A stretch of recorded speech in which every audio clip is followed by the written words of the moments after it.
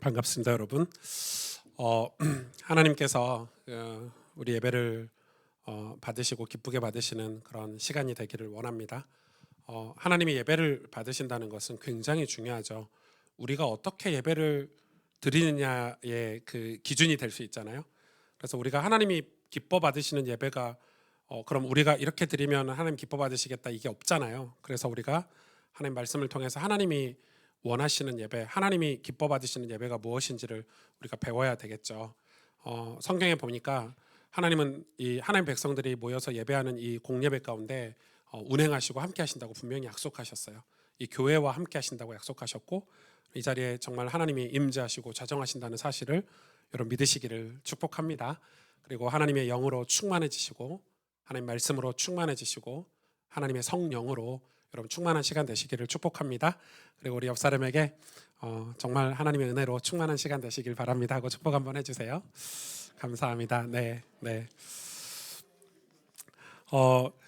우리가 찬양을 하고 나면 예를 들어 대표 기도를 한다. 오늘 대표 기도를 했잖아요, 우리 청년이. 그러면 여러분 아멘 하셔야 됩니다. 왜냐하면 이 자매가 기도한 게 아니고 우리를 대표해서 기도를 했기 때문에 우리의 기도를 드리는 거고, 찬양이 성가대가 끝나고 찬양팀이 찬양이 끝나면 박수를 저는 꼭 쳐요. 왜냐하면 그 찬양을 우리의 찬양이기 때문에, 성가대도 대표성의 원리로 성가대가 있는 거고, 그렇기 때문에 찬양이 끝나면은 항상 하나님께, 사람에게 찬양하는 게 아니고 하나님께 우리가 같이 찬양을 했다라는 의미로 박수와 환호를 올려드리는 게 원래 예배입니다. 연습 한번 해볼까요? 우리 하나님께 영광의 박수를, 환호의 박수를. 네, 오늘 하나님 주신 말씀은 창세기 4장 1절에서 15절 말씀입니다. 지금 창세기부터 우리가 인물을 중심으로 말씀을 살펴보고 있습니다. 1절부터 15절을 제가 빠르게 읽어드릴게요. 아담이 그의 아내 하와와 동침하매 하와가 임신하여 가인을 낳고 이르되 내가 여호와로 말미암아 득남하였다 하니라. 그가 또 가인의 아우 아벨을 낳았는데 아벨은 양치는 자였고 가인은 농사하는 자였더라. 세월이 지난 후에 가인은 땅의 소산으로 제물을 삼아 여호와께 드렸고 아벨은 자기도 양의 첫 새끼와 그 기름으로 드렸더니 여호와께서 아벨과 그의 제물은 받으셨으나 가인과 그의 제물은 받지 아니하신지라. 가인이 몹시 분하여 안색이 변하니 여호와께서 가인에게 이르시되 내가 분하여 함은 어찌 됨이며 안색이 변함은 어찌 됨이냐. 내가 선을 행하면 어찌 낯을 들지 못하겠느냐. 선을 행하지 아니하면 죄가 문에 엎드려 있느니라. 죄가 너를 원하나 너는 죄를 다스릴지니라. 가인이 그의 아우 아벨에게 말하고 그들이 들에 있을 때 가인이 그의 아우 아벨을 쳐 죽이니라. 여호와께서 가인에게 이르시되 내 아우 아벨이 어디 있느냐. 그가 이르되 내가 알지 못하나이다. 내가 내 아우를 지키는 자니까. 이르시되 내가 무엇을 하였느냐. 내 아우의 핏소리가 땅에서부터 내게 호소하느니라. 땅이 그 입을 벌려 내 손에서부터 내 아우의 피를 받았은즉 내가 땅에서 저주를 받으리니 내가 밭을 갈아도 땅이 다시는 그 효력을 내게 주지 아니할 것이요 너는 땅에서 피하며 유리하는 자가 되리라. 가인이 여호와께 아뢰되 내 죄벌이 지기가 너무 무거우니이다. 주께서 오늘 이 지면에서 나를 쫓아내시온즉 내가 주의 낯을 배웁지 못하리니 내가 땅에서 피하며 유리하는 자가 될지라. 무릇 나를 만나는 자마다 나를 죽이겠나이다. 여호와께서 그에게 이르시되 그렇지 아니하다. 가인을 죽이는 자는 벌을 7배나 받으리라 하시고 가인에게 표를 주사 그를 만나는 모든 사람에게서 죽임을 면하게 하시리라. 아멘. 아멘. 오늘 이 창세기 4장 말씀은 이 아담과 하와가 자녀를 낳고 그 자녀가 가인과 아벨이었다. 그리고 가인과 아벨이 하나님 앞에 제사를 드렸는데 하나님이 가인의 제사는 받지 않고 아벨의 제사는 받았다, 이런 내용이죠. 근데 보면은 이 성경에는 왜 이 아담과 하와에 대해서 되게 궁금하고 어떻게 살았는지 또 어떻게 이 알콩달콩 살았는지 어떤 자녀를 낳았는지 되게 궁금한데 그런 건 기록이 하나도 안 돼 있고 그냥 아담과 하와에 대한 기록으로 그냥 자녀를 낳았다 정도밖에 기록이 없죠. 그리고 가인과 아벨 이야기밖에 없어요. 그리고 가인과 아벨 이야기도 그가 농사지었다, 먹동이었다, 그리고 제사를 드렸다, 이런 거밖에 내용이 없어요. 왜 그럴까요, 여러분? 제가 예전에 그 광주에 있을 때 어떤 장로님 한 분이 이제 계셨는데 장로님에게 이제 물어봤어요. 장로님, 교회를 신앙생활을 어떻게 하게 됐냐고 이렇게 물어봤는데 그런 얘기를 하시는 거예요. 자기가 청년 때 이렇게 청년 때 그 친한 친구가 자기를 전도했대요. 너 영생 복락을 얻어야 되는데 나랑 집회를 가자 이렇게 해서 갔어요. 갔는데 그 부흥회를 갔는데 그 부흥회 우리나라 진짜 유명한 부흥 강사 목사님이시죠. 이성복 목사님 모르시죠? 예. 엄청 유명한 부흥 강사세요. 이성복 목사님이 그 집회를 인도하신 거예요. 주로 이제 이성복 목사님이 부흥회를 인도할 때 그 철로역정 얘기를 진짜 많이 맛깔나게 하시는 분이거든요. 철로역정으로 이 복음을 전한 거예요. 그래서 그 장로님이 청년 때 거기서 은혜를 받았어요. 은혜죠. 그리고 은혜를 받고 집회가 끝나고 나서 나도 예수를 믿어보고 교회를 다녀봐야 되겠다 해서 성경책을 한 권 산 거예요. 그리고 이 청년이 청년 때 성경을 이제 창세기부터 이렇게 읽잖아요. 이 창세기 1장, 2장, 3장까지는 그럭저럭 이해가 됐대요. 그냥 그런가 보다 하고 지나갔대요. 이 4장에서 읽으면서 이거는 거짓말이다. 이 창세기 4장은 읽어보니까 이 성경은 거짓말이다 이렇게 확신을 했대요. 왜냐하면 아니 어떻게 최초의 인류 아담과 하와가 애를 2명밖에 낳을 수 없냐. 근데 애를 2명을 낳았는데 왜 그 당시에 많은 사람들이 있었냐. 그러니까 그거에 이제 의문이 이제 풀리지 않은 거죠. 그러니까 성경을 그래서 읽으면 읽을수록 거짓말이다 이렇게 생각을 했대요. 여러분 이거 창세기 읽으면서 궁금하지 않으셨어요? 왜 그럴까요? 왜 아담과 하와가 왜 이 자녀를 가인과 아벨만 낳았을까요? 아니죠. 아주 간단한 문제죠, 이거는. 여러분, 성경은 가인과 아벨만 기록을 한 거예요. 이해가 되시나요? 왜냐하면 이 성경은 어떤 책이죠? 하나님이 당신의 뜻과 목적을 가지고 성령 하나님께서 그 뜻과 목적을 이루기 위해서 기록하신 주제에 관한 책이에요. 그래서 주제책이에요. 뚜렷한 주제가 있는 책이죠. 그렇기 때문에 이 주제가 뭐죠? 우리를 구원하시겠다는 주제를 가지고 쓰신 책이에요. 여러분 이거 굉장히 중요합니다. 아담과 하와가 가인과 아벨만 낳았을까요? 아니죠. 성경에 보면 이 나중에 아벨이 죽고 나서 셋이라는 사람 이 자녀를 낳아요. 셋. 그 셋을 낳았을 때가 130년 때 낳은 거예요. 그러면은 아담과 하와가 130년 동안 이 3명만 낳은 게 아니잖아요. 그리고 놀라운 사실 알려드릴까요? 아담과 하와는 우리처럼 갓난아기로 태어나지 않았어요. 성인으로 창조됐어요. 그래서 1살 때부터 애를 낳았을 거예요. 2살 때도 애를 낳았을 거고. 네. 그러니까 아담과 하와는 뱃속에서 태어난 게 아니에요. 하나님이 흙으로 빚으시고 성인으로 창조하셨기 때문에 130년 동안 얼마나 많은 아이를 낳았을까요? 더 놀라운 사실. 그러니까 지금 이 가인과 아벨 사건은 130년 안에서 벌어진 거죠.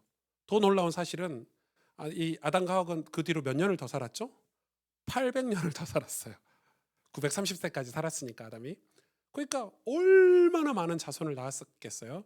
저희 어머님도 불과 5, 60, 40년 전에 저를 낳았을 때 제가 8째니까 우리나라는 뭐 둘만 낳아 잘 키우자 나중에는 하나만 낳아 아들 딸 잘 키우자 해가지고 지금 인구에 문제가 와 있잖아요.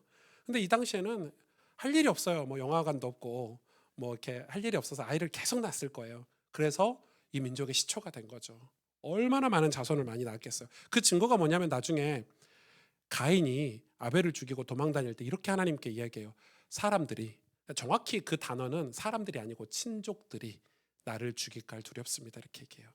그러니까 이미 친족들이 이미 130년 동안 아이를 낳았으니까 얼마나 많은 이 도시와 족속들이 많이 퍼져 있었는지 우리가 알 수 있겠죠. 그러면 아담과 하와가 어떻게 살았을까 너무 궁금하죠. 알콩달콩 살았는지 싸우면서 살았는지 아담과 하와가 어떤 아이들을 낳았는지 궁금한데 성경은 거기에 대해서 단 한마디도 하지 않습니다. 왜냐하면 하나님께서 이 성경 말씀을 주실 때 분명한 뜻, 목적을 가지고 주셨다고 했죠. 우리가 죄에서 벗어나 구원받기 위해 반드시 알아야 할 것을 주셨기 때문에 굳이 다른 것을 다 기록하지 않았어요. 즉 우리가 궁금한 것을 알려주시는 게 아니고 하나님이 우리가 반드시 알아서 구원받아야 될 내용만 기록하신 거예요. 이 성경은 그런 책이에요. 그러니까 얼마나 중요합니까? 여러분 이거에 대해서 분명한 이해를 가지고 있어야 돼요. 그런데 자유주의 신학자라고 있어요. 이 성경을 자유주의 신학자들은 그런 의미에서 부정을 합니다.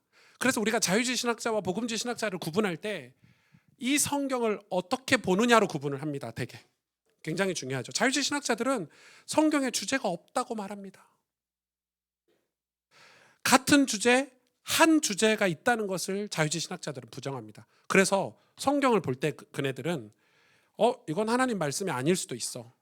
이건 하나님 말씀인 것 같아.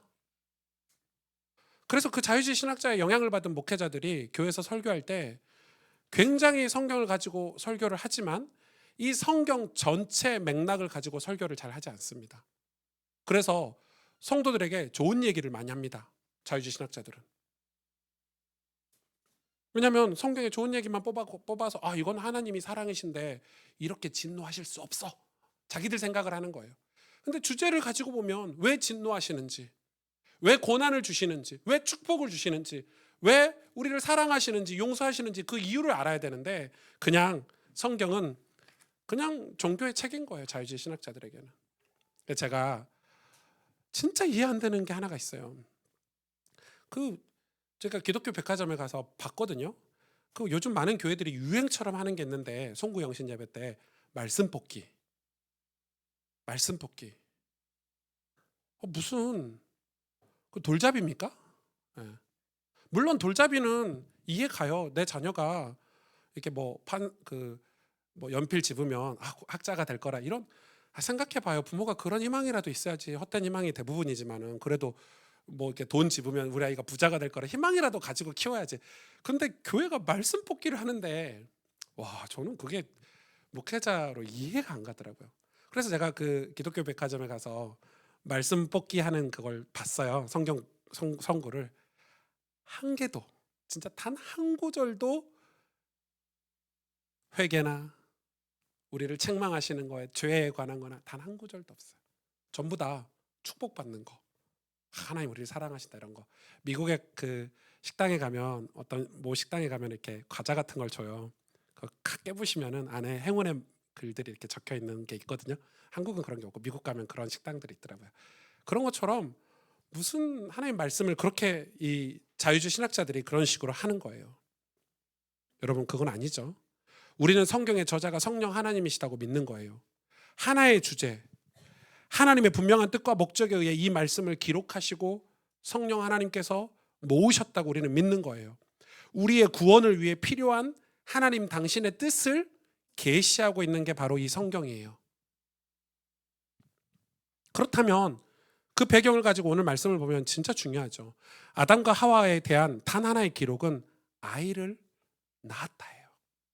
여러분 이게 얼마나 중요하냐면 이 아담과 하와가 선악과를 먹고 선악을 알게 하는 나무의 열매를 먹고 하나님과 분리가 돼서 다 죽었어요. 그런데 하나님은 그들에게 구원의 은혜를 베푸셨죠. 뭐죠? 첫 번째가 지난주에 배웠던 뱀과 원수가 되게 하는 원시복음을 받았어요. 그리고 하나님이 그것만 주신 게 아니에요. 실제로도 주셨어요. 그게 뭐냐면 가죽옷이에요. 짐승을 잡으셔가지고 피 흘리셔서 가죽을 벗겨서 가죽옷으로 죄의 수치를 덮어주셨어요. 그게 하나님 사랑이에요. 우리의 죄로 인한 수치를 가죽옷으로 이렇게 덮어주신 거예요. 그게 하나님 사랑이죠. 그리고 아담이 그의 아내의 이름을 이 하와라고 지어줬죠. 원래 이름이 뭐였죠? 이름이 없었어요. 여자예요. 이샤. 이샤는 여자라는 단어거든요. 이씨가 이사에게, 이씨는 남자고 이샤는 여자에게요. 여러분 결혼식 할 때 자꾸 부르던데, 근데 이샤를 나중에 뭐라고 이름을 바꿔주죠? 이브라고 바꿔주죠. 하와라고 바꿔줘요. 하와가 무슨 뜻이죠? 생명이에요. 생명. 그래서 하와는 모든 산자의 어머니라는 뜻이에요. 자 보세요. 하와가 죄로 인해서 하나님과 분리돼서 끝나야 되는데 그에게 복음을 주시고 생명이라는 이름으로 바꿔주시고 모든 산자의 어머니가 되는 축복을 주셨어요. 그런 소망을 담아서 이름을 지어주신 거죠. 여러분 죄로 말미암아 우리가 다 죽는데 하와가 생명 있는 자가 되어 아이를 해산하는 것, 그게 하나님의 구원의 방법이에요. 생명을 이어가시는 거예요. 하나님은 죽은 자의 하나님이 아니시고 산 자의 하나님이시기 때문에 하와가 아이를 낳았다, 자녀를 낳았다, 이게 하나님 구원의 방법이에요. 여자의 후손. 그래서 하와와 아담이 죄인으로 끝나지 않도록, 저와 여러분의 인생이 우리 때 끝나지 않도록 자녀를 낳게 하신 거예요. 여러분, 우리가 결혼을 해서 아이를 낳아 키우잖아요. 그게 단지 나의 개인의 행복이나 우리 가족의 행복 때문만은 아니에요. 만약에 그것만이라면 결혼을 안 하고 혼자 사는 게 훨씬 더 행복할 수도 있고, 내 개인 행복이라면 자녀를 안 낳고 그냥 내 마음대로 내 자유, 내가 원하는 대로 사는 게 훨씬 행복할 수도 있어요. 그런데 왜 자녀를 낳죠? 이것은 주의 일이기 때문에 그래요. 여러분, 무슬림들이 보면 그 부인을 법적으로 무슬림 법에 부인을 4명까지 둘 수 있어요. 좋죠? 많은 남성분들 무슬림으로 개종하셔도 됩니다. 근데 이제 부인이 4명이면 바가지도 4번 당하셔야 되고, 부부싸움도 4번 해야 되고 쉽지 않죠. 근데 무슬림이 그렇게 한 이유가 있어요. 부인을 4명을 두고 자녀를 낳는 걸 무제한으로 낳게 합니다. 어마무시하게 나겠죠. 4명에서 나니까. 그리고 그 무슬림 부모들이 하는 거는 뭐죠? 자녀를 무슬림 종교 교육을 철저하게 합니다. 제가 무슬림들이 얼마나 종교 교육이 철저한지 저는 직접 겪어봤잖아요. 여러분, 여기 인천공항에만 가도 공공장소에 기도실이 있어요. 기독교인을 위해서, 불교를 위해서 만든 게 아니에요. 국가가 무슬림 때문에 만들어 놓은 거예요. 왜냐하면 무슬림들은 기도 시간이 딱 되면, 예를 들어 12시가 하루에 5번을 하거든요. 기도 시간을 12시가 되면 바로 양탄자를 깔고 사람이 있든 없든 어느 공간에 가서 반드시 무릎 꿇고 기도하는 종교 훈련을 받은 거예요. 어디서나. 그러니까 공항이 막 구석구석에서 기도 소리 들리면 안 되니까 어쩔 수 없이 기도실을 만들어준 거예요. 국가가. 그 정도로 종교 교육을 많이 받습니다. 그러니까 여러분 보십시오. 무슬림이 전 세계를 지금 강타하고 있잖아요. 어마무시한 인력으로 무슬림 종교 교육을 받은 사람들이 자녀를 내 부인에게서 계속 나니까. 그러면 성경은 뭐라고 하죠? 일부일처제를 이야기해요. 우리는 어디서 그 근거를 찾을 수 있죠? 말라기 2장 15절에 분명히 기록해 있어요. 한 아내에게서 경건한 자녀를 얻는 것이 하나님의 뜻이라고 가르쳐 주셨어요. 말라기 2장 15절에 그렇게 기록해 놨어요. 한 아내에서 경건한 자녀를 얻는 게 하나님 뜻이래요. 그러니까 우리가 자녀를 낳아서 믿음의 자녀를 키우는 것은 하나님의 사역이에요. 제가 광주에서 사역할 때 저희 교구에, 구역에 집사님 한 분이 계셨는데, 집사님 저를 되게 좋아하셨어요. 뭐 제가 사역하면 막 같이 다니고 싶고 신방가도 같이 가고 싶고 막 이런 분이 계셨는데, 자녀가 3명이었어요. 여러분, 애 3명 키우면요 제정신이 아닙니다. 아빠가 안 도와주고 뭐 부모님이 잘 안 도와주고 이러면은요, 애 3명을 집에서 키운다, 거의 전쟁터입니다. 제가 그래서 그 집에 가면, 우와, 저 온다고 처음엔 청소하다니 나중엔 청소도 안 하시더라고요. 왜냐하면 정신이 없으니까. 정신이 없어, 그래 하지 마시라고. 근데 그분이 저한테 그랬어요. 목사님, 제가 애들 다 키워놓고 주의 일, 목사님과 함께 주님의 사역을 감당할 수 있도록 준비하겠습니다. 주님, 아이들 다 키워놓고 목사님 따라다니면서 같이 사역하겠습니다. 이런 얘기를 딱 하시는 거예요. 그래서 제가 그때 딱 정색하고 얘기했어요. 집사님, 그 마음은 진짜 고마운데 그 비성경적인 말씀하신 거라고, 지금 틀린 말 하신 거라고. 예? 이러는 거예요. 아이를 다 키워놓고 주의 일을 하는 게 아니라 지금 아이를 키우는 게 주의 일이라고. 내 자녀를 믿음으로 키우는 게 하나님의 일이라고. 그리고 아이를 다 키워놓고 교회 신방도 따라다니고 교회 사역도 해도 괜찮다고. 그런데 지금은 아이를 키울 때는 이 아이를 믿음으로 경건한 자녀로 키우는 게, 그게 주의 일이라고. 교회 가서 막 애들 제껴놓고 애들 신앙 양육하지 않고 막 일하는 게 주의 일이 아니라 아이를 믿음으로 키우는 게 주의 일이라고. 그런데 여러분, 요즘 미디어에서 나오는 내용들 보면 정상적인 게 있습니까? 여러분, 요즘 나오는 미디어를 보면 우리가 비정상 같이 보여요. 왜? 불륜, 성적인 일탈, 이런 것들이 드라마, 영화, 우리 아이들이 무분별하게 지금 다 보고 있잖아요. 드라마 한 편을 봐도 저게 정상적인 가정인가?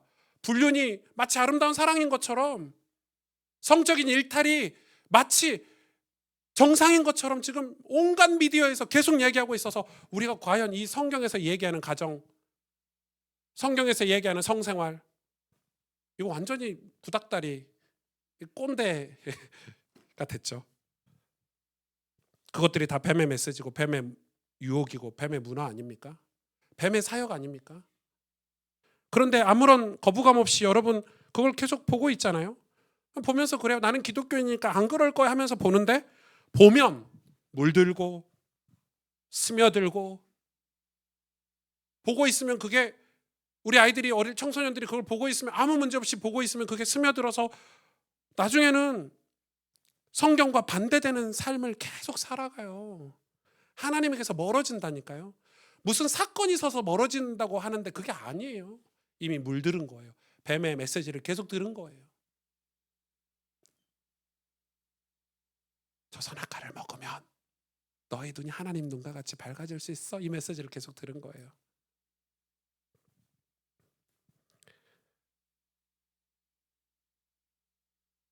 여러분 자녀를 위해서 기도하시기를 바랍니다.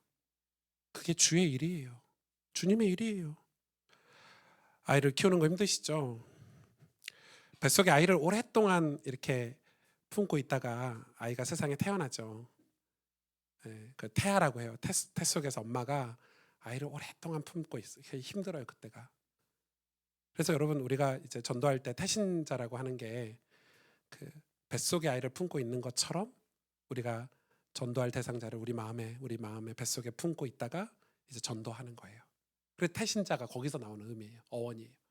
그러니까 여러분 이 뱃속에 있는 아이를 오랫동안 품고 있다가 생명에 태어나는데 사람들이 잘 몰라서 그래요. 아이가 있으면 힘들어요. 맞아요. 맞는 말이에요. 그러나 아이가 없으면 행복하다? 그렇지 않아요. 아이를 키우면서 힘들게 키우지만 얼마나 거기에 보람이 있고 기쁨이 있고, 이 아이를 키우는 게 주의 일이라고 여러분 아셔야 해요. 하나님의 관심이, 성경의 관심이, 그래서 아담과 하와가 아이를 낳는 거에 집중하고 있는 거예요. 그런데 아이를 낳는데 두 명에게만 집중하죠. 가인과 아벨. 보니까 오늘 가인은 본문에 보니까 농사를 지었고 아벨은 뭐 했다고요? 목동이었대요. 이거 말고는 또 기록한 게 아무것도 없어요. 가인이 어떻게 살았는지, 아벨이 어떻게 살았는지 기록된 게 없어요. 그 둘이 그런데 나중에 제단을 쌓고 하나님께 제사를 드렸는데 이 이야기가 전부예요. 하나님은 이 이야기를 통해서 우리에게 뭔가를 보여주고 싶으신 게 있는 거예요. 창세기 4장 오늘 본문을 한번 봅시다. 1절에서 4절까지. 아담이 그의 아내 하와와 동침하며 하와가 임신하여 가인을 낳고 이르되 내가 여호와로 말미암아 등남하였다 하니라. 그가 또 가인의 아우 아벨을 낳았는데 아벨은 양치는 자였고 가인은 농사하는 자였더라. 세월이 지난 후에 가인은 땅의 소관으로 제물을 삼아 여호와께 드렸고 아벨은 자기도 그의 첫 새끼와 그 기름을 드렸던, 이렇게 기록하고 있죠. 그러면 이 구약의 제사가 이때부터 시작됐는데 이 제사에 대해 우리가 오늘 좀 이해하고 가야 돼요. 우리 신앙이 올바른 이해 위에 세워져 있어야 신앙생활이 잘 될 수 있단 말이에요. 근데 대부분은 교회를 오래 다녀도 올바른 이해가 없어요. 제사가 뭐지? 여러분 구약의 예배는 왜 제물을 드리는 방식이었을까요? 구약의 제사는 다 제물을 드렸잖아요. 짐승을 잡아서 배를 가르고 각을 뜨고, 또 곡식도 제사의 제물로 드렸어요. 곡식은 어떻게 드렸죠? 빻았어요. 빻았다는 말은 가루로 만들었어요. 그 곡식도 죽이는 거예요. 그리고 그렇게 죽이고 각을 뜬 짐승을 다 어떻게 해요? 태우죠. 태워서 향기로 하나님께 제물을 드려요. 그게 구약의 제사예요. 기본 제사예요. 그 구약의 제사, 우리로 말하면 이 예배에 항상 뭐가 있죠? 제물이 있어요. 왜요? 왜 있죠? 제물이? 여러분 제물이 왜 있죠? 이거 정확히 알고 가셔야 돼요. 죄인이, 저와 여러분이 죄인이죠. 죄인인 제가 하나님께 예배하고 하나님과 교제하려면 반드시 전 죽어야 돼요. 제가 죽어야 돼요. 제사 드리는 그 사람이 죄 때문에 죽어야? 그럼 하나님과 교제할 수 있나요? 없죠. 하나님을 예배하면 내가 죽어야 되는데 죽어버리는데 무슨 의미가 있어요? 그래서 하나님께서 우리를 사랑하셔서 주신 복음이 뭐냐면 그 사람의 죄를 대신할 제물을 허용하신 거예요. 그게 구약의 제사예요. 그것이 하나님이 허락하신 구약의 구원의 은혜예요. 그 사람을 대신해서 제물을 받아주시겠다. 그래서 정가법이라고 해요. 내 죄를 이 짐승에게 정가해서 이 짐승을 죽이는 거예요. 그런데 보세요. 그럼 제물만 드리면 되나요? 아니죠. 이 제물에게 내 죄를 정가해서 이 제물만 태워가지고 향기로 드리면 되나요? 아니죠. 우리 입장에서는 어떤 거죠? 이 죄의 짐승을 칼로 각을 뜨는데 곡식을 빻는데 그게 누구 해야 돼요? 원래? 나여야 돼요. 내가 그렇게 죽어야 되고 각을 떠야 되고 피 흘려 죽어야 되는데 이 짐승이 대신하고 있는 거예요. 그 제사를 드리면서 우리는 무슨 마음이 들어요? 회개하는 마음. 다윗이 이걸 보고 통회하는 마음, 자복하는 마음 얘기했어요. 그러니까 제물과 함께 내가 같이 하나님께 제사를 드리는 거예요. 이게 왜 중요하죠? 이게 예배예요. 통회하고 자복한다는 말이 이거예요. 다윗이 회개할 때 베개가 눈물로 적셔지듯이 다시는 그 죄를 짓지 않도록 하나님의 영이 떠나지 않도록 간절히 제사 드린 것처럼 예배한 것처럼. 자 보실래요? 레위기 23장 10절에서 13절에 이스라엘 자손에게 말하여 이르라 너희는 내가 너희에게 주는 땅에 들어가서 너희의 곡물을 거둘 때 너희 곡물의 첫 이삭 한 단을 제사장에게로 가져갈 것이요 제사장은 너희를 위하여 그 단을 여호와 앞에 기쁘게 받으심이 되도록 흔들되 안식일 이튿날에 흔들 것이며 너희가 그 단을 흔드는 날에 1년 되고 흠 없는 순양을 여호와께 번제로 드리고 그 소재로는 기름 섞은 고운 가루 10분의 2 에바를 여호와께 드려 화제로 삼아 향기로운 냄새가 되게 하고 다 태운 거죠. 화제, 번제 다 태운 거예요. 그런데 여러분 여기서 궁금한 거 왜 아벨의 제사는 받으시고 가인의 제사는 받지 않았을까요? 창세기 4장 오늘 본문 3절 5절에 이렇게 기록하고 있죠. 가인은 땅의 소산으로 제물을 삼아 여호와께 드렸고 아벨은 자기도 양의 첫 새끼와 그 기름으로 드렸더니 여호와께서 아벨과 그의 제물은 받으셨으나 가인과 그 제물은 받지 아니하신지라 왜 그랬을까요? 곡식을 드려서 그런가요? 아니에요. 성경은 가인이 악하다고 증언해요. 가인처럼 하지 말라. 그는 악한 자에게 속했다라고 얘기해요. 가인의 길을 따르지 말라. 성경은 가인을 고라와 발람과 같은 인물로 설정을 해요. 요한 1서 3장 12절에 가인과 같이 하지 말라. 그는 악한 자에게 속하여서 그 아우를 죽였나니 이렇게 기록하고 있어요. 그리고 여러분 유다서 1장 11절에도 화 있을진저 이 사람들이요 가인의 길에 행하였으며 화 있는 사람들이 가인의 길에 행했대요. 싹쓸 위하여 발람의 어그러진 길로 몰려갔으며 고라의 패역을 따라 멸망을 받았도다. 그러니까 고라와 발람과 이 가인이 같은 족속이라고 성경은 증언하고 있어요. 왜 그렇죠? 오늘 본문에 보니까 가인이 드린 예물에 대해서 히브리 원어에 보면 가인은 땅의 소산으로 제물을 드렸다고 했는데 이 번역에 보니까 정확한 번역이 뭐냐면 땅의 소산물 중에서 제물을 드렸대요. 자, 무슨 말이에요? 아벨은 어떻게 드렸어요? 양의 첫 새끼를 드렸고요. 기름을 드렸다는 것은 그 양 중에서 가장 좋은 양으로 기름을 짜서 드린 거예요. 우리가 기름 짤 때 제일 좋은 걸로 짰지 않습니까? 근데 가인은 원어에 보니까 땅의 소산물 중에 그냥 아무거나 하나. 여러분 이사야 선지자가 했던 얘기 기억하시죠?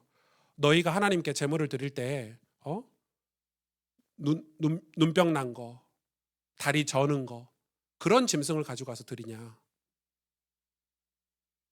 하나님 받지 않으신다 이렇게 얘기했어요. 너희가 살찐 송아지를 따로 빼서 너희 먹을 양식을 위해서 따로 빼놓고 첫 새끼를 따로 빼놓고 병든 송아지, 병든 양을 가지고 와서 하나님께 제사 드리냐 이렇게 얘기했단 말이에요. 지금 이 가인은 하나님 앞에 자기 죄를 통회하고 자복하는 죄인이 아니었던 거예요. 왜 제사 드려야 되는지 몰랐던 거예요. 왜 예배 드려야 되는지 몰랐던 거예요. 하나님 앞에 통회하고 자복해야 되는데 그렇게 하지 않았어요. 왜요? 가인의 죄는 그래서 뭐예요? 죄명이 외식이에요. 외식. 겉으로는 하나님을 예배하는 자처럼 보였는데 자기 죄를 위해서 이 제사를 허락하신 하나님의 은혜에 감사하는 마음도, 그리고 그 죄를 가지고 통회하고 자복하는 마음으로 하나님께 나아가는 믿음도 가인은 없었어요. 그래서 4절 5절에 하나님께서 아벨과 제물은 받으셨으나 가인과 제물은 받지 않으셨대요. 오늘 본문을 보면서 여러분 특이한 거 보이죠? 제물만 안 받으신 게 아니라 사람과 제물을 안 받으셨대요. 가인과 제물, 아벨과 제물 두 개를 묶어서 지금 얘기하고 있죠. 오승주와 제물 이런 식인 거예요. 그러니까 하나님이 받으시는 예배는 제물만 받으시는 게 아니고 아무리 좋은 제물을 드려도 내가 통회하고 자복하고 회개하는 마음이 없으면 안 받으신다는 거예요. 가인과 제물을 받지 않으셨대, 두 개 다. 그런데 아벨의 제물과 아벨의 제사는 받으신 거예요. 엄청 중요하죠. 제물과 사람이 묶여 있어요. 하나님이 제물과 사람을 같이 묶어 있어야 받으시는 거예요. 그럼 여러분 이 제물이 상관이 없나요? 그렇진 않은 것 같아요. 이 가인이 첫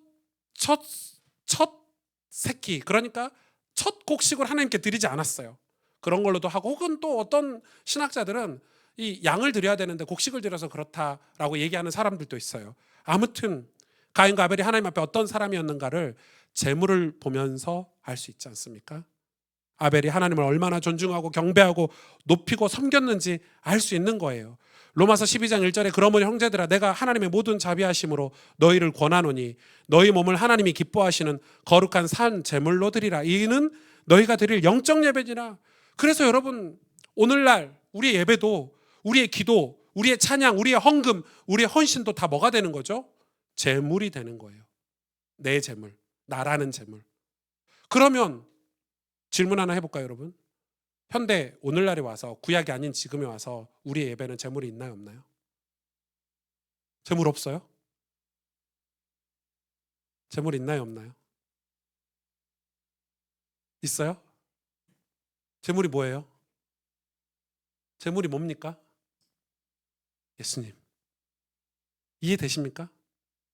예수님이 히브리서에 보니까 완전한 제물이 되셨어요. 온전한 제물.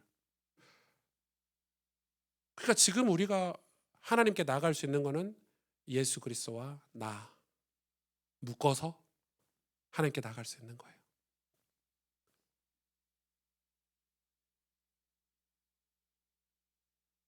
만약에 우리 오늘날 예배에 제물이 없다면 구약과 신약은 다른 성경이 돼버리는 거예요. 같은 주제가 아닌 거예요. 지금도 우린 제물이 있어요. 예수 그리스도. 그리고 나도 통회하고 자복하는 마음으로 나와 제물이 묶여서 하나님을 예배하는 거예요. 그럼 내가 통회하고 자복하는 마음은 뭐예요? 우리의 기도, 우리의 찬송, 우리의 헌금, 우리의 헌신. 하나님이 지금 저와 여러분에게 물으시는 거예요. 수많은 사건과 사고 속에서 살아가고 있는 우리에게, 너희에게 제일 중요한 일은 무엇이냐라고 묻고 있는 거예요. 지금 너희는 아벨의 예배를 드리고 있느냐? 하나님이 받으시는 예배자가 되고 있느냐? 아벨의 영적인 후손이 되고 있느냐라고 물어보시는 거예요. 예수 그리스도께서 제물 되셨다는 것을 믿는 믿음으로 드리는 예배, 그리고 내 자신이 로마서 12장의 말씀처럼 제물이 되어 드리는 예배, 이 예배를 하나님 받으신다는 거예요. 근데 여러분, 아벨이 죽어버렸잖아요. 형 가인이 아벨 동생을 죽였어요. 그러면 그게 무슨 말이에요? 예수님이 이 아벨을 인류의 최초의 순교자라고 얘기했어요. 그런데 아니, 가인을 살인자라는 설교도 많이 하고 또 아벨이 죽을 이유가 없잖아요. 왜 핍박을 받을 이유가 없어요? 여러분, 아벨이 죽은 이유가 무엇입니까? 성경에 보니까 그냥 예배를 잘 드렸어요. 그냥 예배를 잘 드렸어요. 그래서 예배를 하나님 받으셨어요.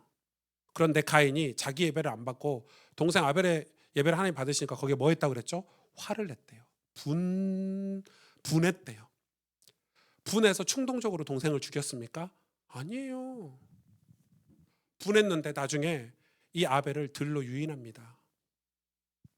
계획살인을 했어요. 아주 나쁜 사람이에요, 가인은.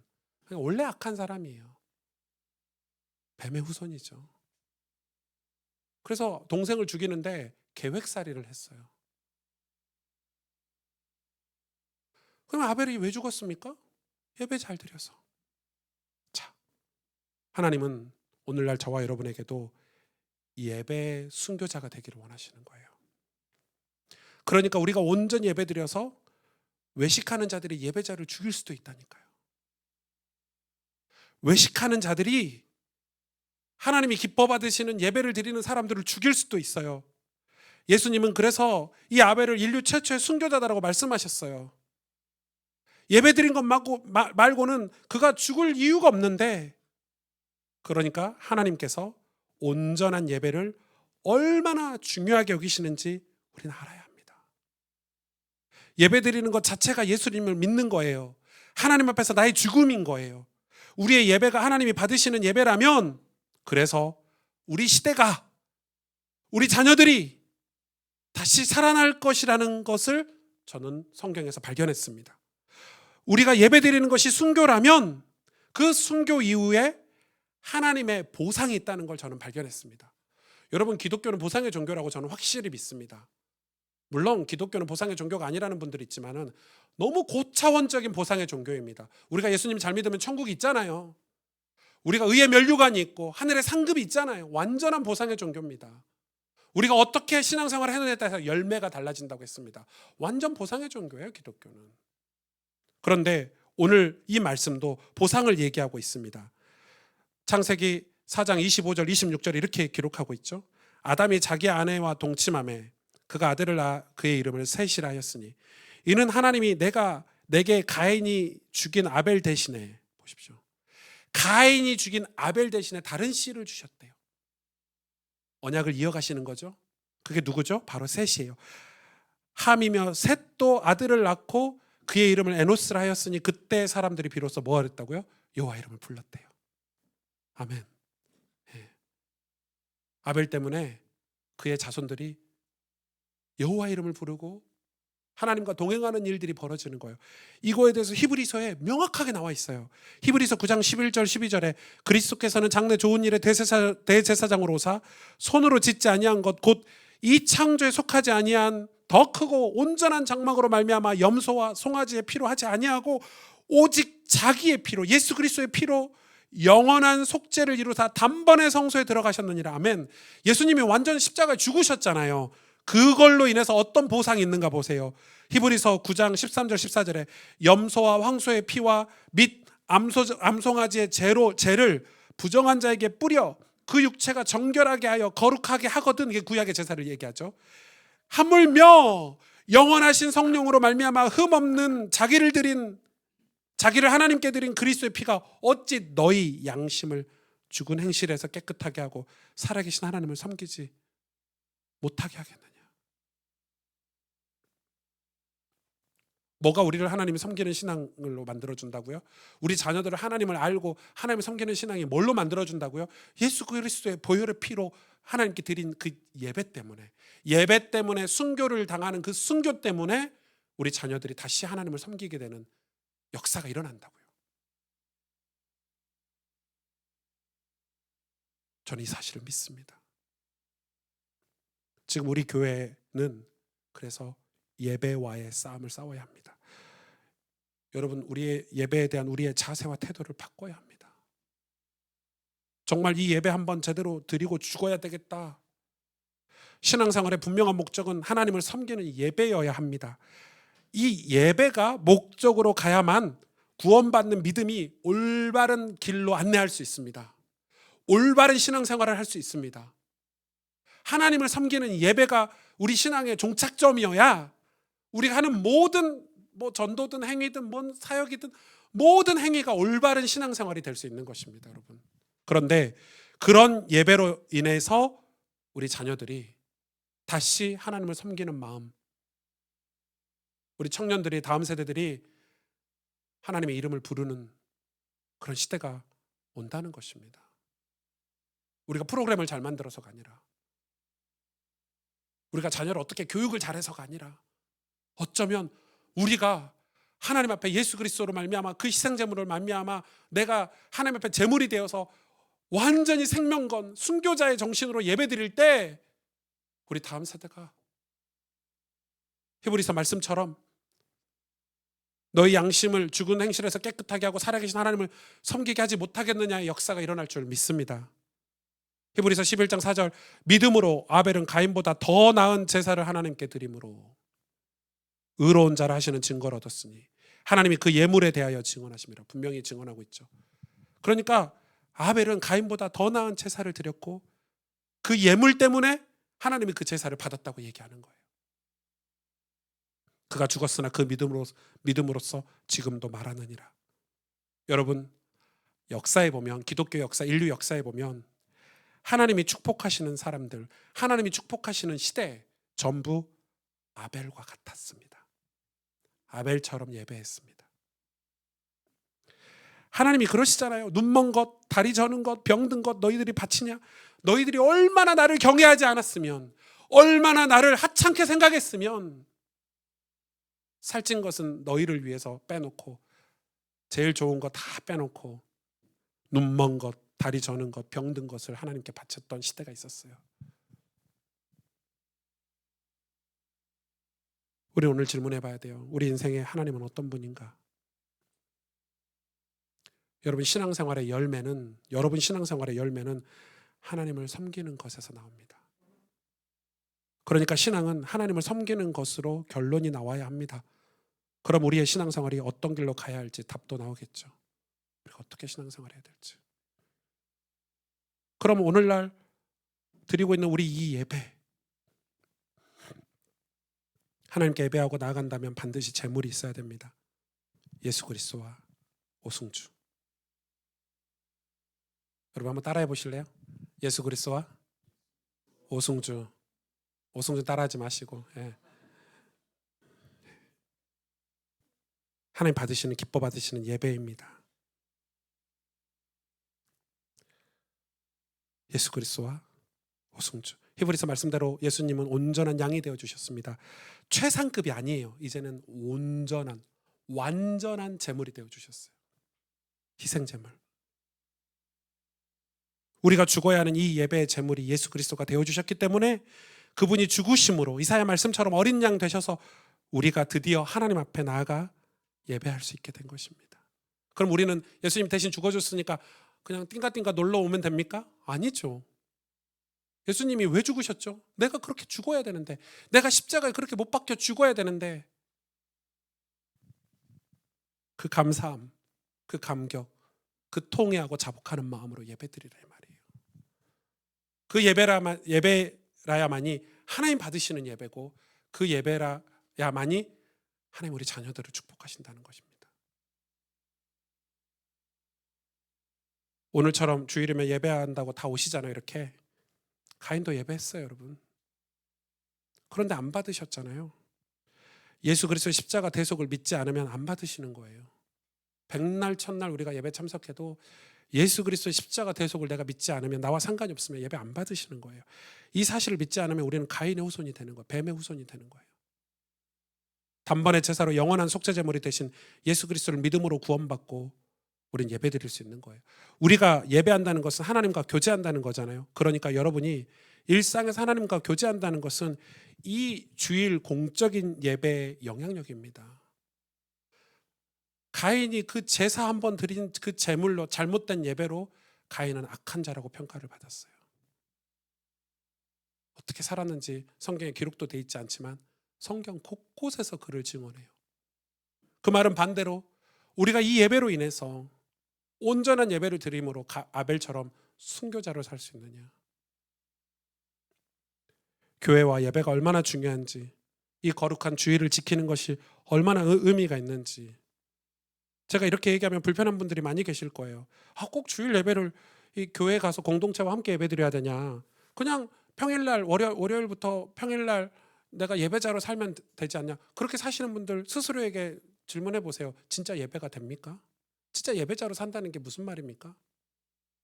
그냥 유명한 목사님들 온라인에서, 그 인터넷에서 뭐 유튜브 같은 데서 유명한 목사님 설교 듣고 그냥 살면 되지, 그게 정말 예배라고 생각하십니까? 그게 정말 하나님이 기뻐 받으시는 예배라고 생각하십니까? 그 예배가 우리 자손들이 하나님을 섬기도록 변화되는 역사가 일어날 예배라고 생각하십니까? 그건 가인의 예배입니다. 예배는 제물이 되는 것입니다. 로마서 말씀처럼 내가 산 제물이 되어야 합니다. 그렇게 우리가 예배 순교자가 될 때 우리 자손들은 여호와 이름을 부르게 될 것입니다. 기도하겠습니다.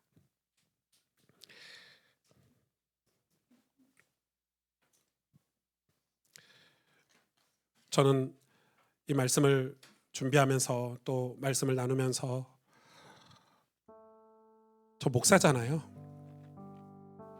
근데 아무리 생각해도 제가 아벨의 예배가 아닌 가인의 예배를 드리고 살고 있었더라고요.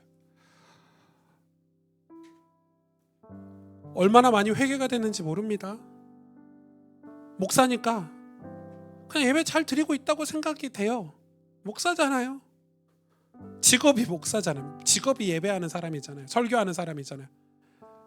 그런데 이 창세기 4장 말씀을 준비하면서 나도 가인의 예배를 드리고 있었구나.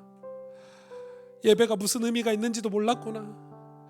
정말 예수 그리스도와 연합해서 내가 자복하고 통회하고 감사하고 감격해서 예배드리지 않았구나. 그러면서 우리 자녀들에게, 우리 다음 세대, 우리 청년들이 하나님을 섬기기를 바랬고 하나님께 돌아오길 바랬는데 진짜 징그럽게 그 일이 어려운 일이라고 생각했어요.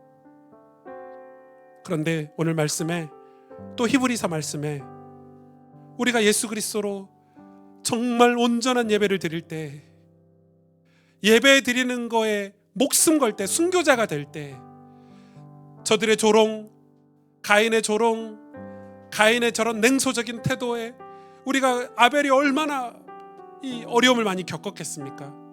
우리가 정말 예배할 때, 하나님을 섬길 때 이 세상은 우리를 조롱할 수도 있고 이 뱀의 후손들이 우리를 손가락질할 수도 있겠지만 하나님은 우리의 예배를 받으시고 보상하신다고 하십니다. 우리의 자녀들이 다시 여호와 이름을 부르고 우리의 젊은이들이 다시 하나님을 섬기고 악한 행실에서 벗어나 의로운 자의 삶을 사는 것은 우리의 예배에게서 나온다고 합니다. 여러분, 우리가 하나님을 정말 예배해야 되지 않겠습니까? 여러분, 우리가 정말 하나님을 예배해야 되지 않겠습니까? 우리가 정말 예배자가 되어야 되지 않겠습니까? 하나님을 간절히 부르짖고 찾는 아벨의 예배를 우리가 회복해야 되지 않겠습니까? 하나님, 우리 교회가 아벨의 예배를 회복하고 하나님 예배의 순교자가 되어 하나님을 섬기기를 원합니다. 하나님이 사랑하시는, 그래서 우리를 얼마나 사랑하셔서 주신 그 독생자 예수 그리스도가 우리의 제물이 되어 우리가 하나님을 예배할 때 하나님 우리 가운데 역사해 주옵소서. 은혜를 베풀어 주시옵소서. 우리 시간 하나님 앞에 간절히 말씀을 붙잡고 기도하도록 하겠습니다. 하나님 아버지 감사합니다. 주님,